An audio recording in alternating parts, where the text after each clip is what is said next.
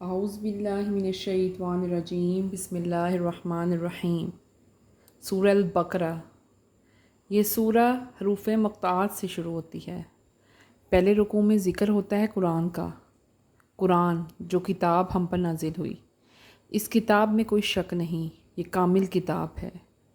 قرآن پاک یعنی اس کتاب میں لوگوں کے لیے ہدایت ہے۔ کن لوگوں کے لیے ہدایت ہے؟ جو پرہیزگار ہیں۔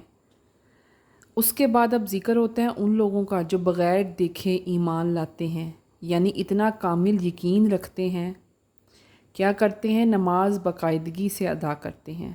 اور پھر وہ لوگ جو راہ خدا میں خرچ کرتے ہیں یعنی زکوٰۃ ادا کرتے ہیں۔ اس کے بعد وہ لوگ جو ایمان لاتے ہیں آخری رسول پر اور اس کی کتاب یعنی قرآن پر۔ اس کے علاوہ وہ آخری رسول سے پہلے پیغمبر، رسول، انبیاء کرام پر ایمان رکھتے ہیں، ان کی اتاری گئی ہوئی، ان پر نازل کی ہوئی کتابوں یعنی توریت، انجیل، زبور، ان پر بھی یقین رکھتے ہیں، یقین کامل رکھتے ہیں، یعنی وہ سب پر یقین رکھتے ہیں یہ لوگ اللہ کی طرف سے بھیجے گئے ہیں۔ اس بات پہ یقین رکھتے ہیں کہ یہ لوگ اللہ کی طرف سے بھیجے گئے ہیں۔ اور پھر قرآن پاک ایمان والوں کو حکم دیتا ہے کہ انبیاء کرام کی تعلیم اور نازل شدہ احکام کی پیروی کی جائے، کیونکہ تمام انبیاء کرام ہمیشہ ایک ہی سچائی پیش کرتے رہے کہ تمام جہانوں کا رب صرف اللہ تعالیٰ ہے۔ اور پھر وہ لوگ جو سزا اور جزا کے دن پر بھی یقین رکھتے ہیں یعنی آخرت، روز قیامت پر بھی یقین رکھتے ہیں، یہ لوگ مومن ہیں جن کا ذکر ہوا ہے، مومن۔ اب آگے ذکر ہوتا ہے ان لوگوں کا جن کے نصیب میں کفر ہے یعنی کافروں کا۔ وہ ایسے بد نصیب ہیں کہ اس کلام کا صاف انکار کرتے ہیں، اس کلام کی اہمیت کو سمجھتے ہی نہیں، وہ ہمیشہ علم الہی سے محروم رہتے ہیں۔ اور یہ لوگ ایمان لانے والے نہیں ہیں، یہ لوگ گمراہی میں ایسے ڈوبے ہوئے ہیں کہ حق کو دیکھنے، سننے اور سمجھنے سے اس طرح محروم ہو گئے ہیں جس سے کسی کے دل اور کانوں پر مہر لگی ہو، آنکھوں پر پردہ ڈلا ہو، اور یہ لوگ ہمیشہ دوزخ میں رہنے والے ہیں۔ ان کا عذاب ان پر بڑھتا ہی رہے گا، بڑھتا ہی رہے گا، کبھی کم نہیں ہوگا۔ یہ لوگ کافر ہیں۔ دوسرے رکوع میں ان لوگوں کا ذکر ہے جو کہتے ہیں ہم ایمان لے آئے ہیں تاکہ اسلام کی آڑ میں ہر قسم کی سختی سے بچے رہیں، مگر یہ ایمان حقیقت میں نہیں لائے ہوتے، یہ لوگ فریبی ہیں، منافق ہیں، دھوکے باز ہیں۔ یہ ہدایت کے راستے ان لوگوں کے لیے بند ہیں۔ جو کچھ وہ زبان سے کہتے ہیں اسے دل سے نہیں مانتے، اور جو کچھ دل میں رکھتے ہیں اسے زبان پر نہیں لاتے۔ وہ صرف محض فائدہ حاصل کرنے کی خاطر اپنے آپ کو مسلمان کہتے ہیں۔ وہ اللہ عز و جل کو بھی دھوکہ دے رہے ہوتے ہیں۔ اللہ تعالیٰ ان کے بارے میں کہتا ہے یہ نادان ہے، بے وقوف ہیں، شعور نہیں رکھتے۔ ان لوگوں نے خود کو ایسی بیماری میں مبتلا کیا ہوا ہے جس سے ان کی روحانی زندگی تباہ ہو رہی ہے۔ یہ وہ لوگ ہیں جو فساد کا موجب بن رہے ہیں۔ ان کے دلوں میں اسلام کی دشمنی اور مسلمانوں کے لیے حسد بہت بڑھ گیا ہے۔ اللہ تعالیٰ نے ان کافروں کو ان کے کفر و نفاق کی بنا پر ان کا روگ اور بڑھا دیا ہے، جس کا نتیجہ دردناک عذاب ہے۔ اور جب ان احمقوں اور بے وقوفوں سے کہا جاتا ہے نا ایمان لے آؤ، تو کہتے ہیں ہم ایمان لا چکے ہیں، ہم ان احمقوں کی طرح ایمان لا چکے ہیں جو پہلے لائے تھے۔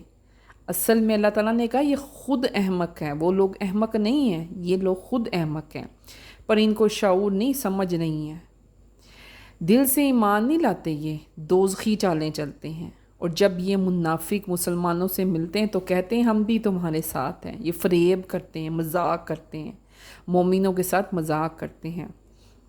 اور جب اپنے شیطانوں یعنی شتونگڑوں کے ساتھ ملتے ہیں نا تو ہنسی مذاق کرتے ہیں، مسلمانوں کے خلاف ہنسی مذاق کرتے ہیں۔ اللہ تعالیٰ انہیں اور ڈھیل دیتا ہے کہ اپنی سرکشی میں بھٹکتے رہو۔ یہ وہ لوگ ہیں ہدایت کے بدلے گمراہی خرید لیتے ہیں، یعنی بجائے ایمان کے نا کفر اختیار کر لیتے ہیں۔ ان کا یہ سودا نا بے نفع ہے، کوئی فائدہ نہیں ہے سودے کا، یعنی ہدایت کی راہ ختم کر لی انہوں نے، خود کے لیے بند کر لیے دروازے۔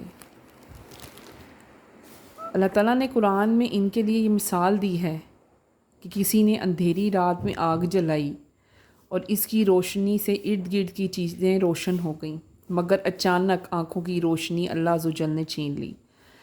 بس اسے کچھ نہیں دکھائی دے رہا، یعنی یہ لوگ کفر کی تاریکی میں پڑے ہوئے ہیں، نیک و بد میں فرق نہیں کرتے۔ پھر اسلام کی روشنی ہوئی جس سے فائدہ اٹھانے لگے کہ اچانک ان سے اسلام سے فائدہ اٹھانے کے تمام مواقع چھین لیے گئے۔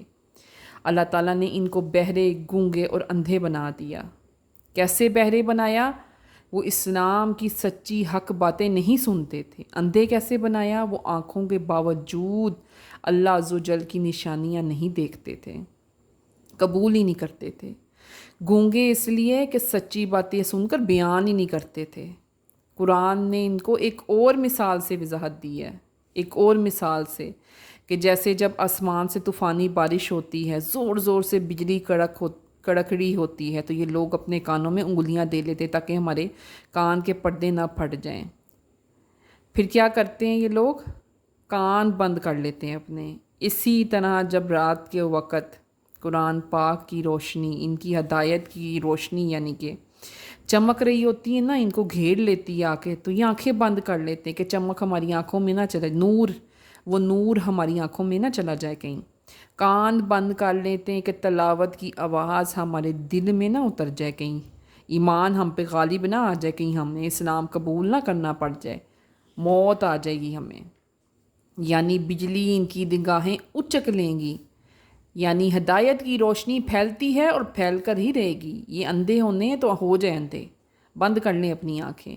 اور جب یہ لوگ اسلام کی کامیابیاں دیکھیں گے تو شاید یہ خود اس طرح بڑھنے لگیں، لیکن نہیں، اگر یہ اب بھی ایمان نہیں نہ لائیں گے، اسلام کی روشنی سے منور نہیں ہوں گے نا، تو اللہ تعالیٰ ان کے کان اور آنکھیں لے جائے گا، نہ یہ کچھ سن پائیں گے اور نہ یہ کچھ دیکھ پائیں گے۔